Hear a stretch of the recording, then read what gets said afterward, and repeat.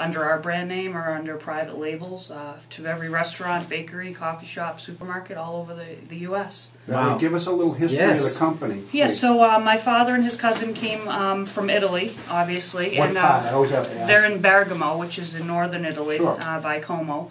And they came, here, started working in a bakery, opened up their own bakeries in Somerville and Arlington, and started to make cannoli for themselves.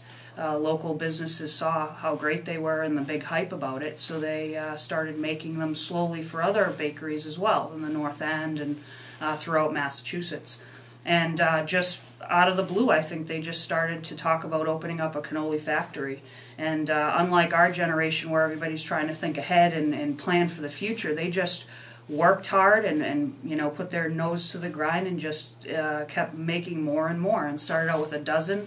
And now we're making over 100,000 shells a day. Wow. 100,000 shells. That's 500,000 shells in a 5-day week. I don't know if you're working more than that. But it's a 7-day week, probably. Yeah, so, I would have thought that people made their cannolis locally in their own stores, but that's not the case. Some still do. I think some are still very passionate about their recipes and the way they make them, and we value that as well. Cannoli is a cannoli.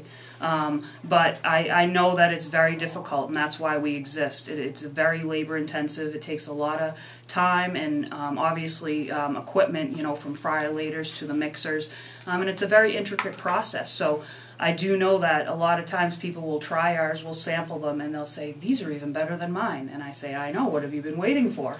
And they start purchasing our shells, and they love them.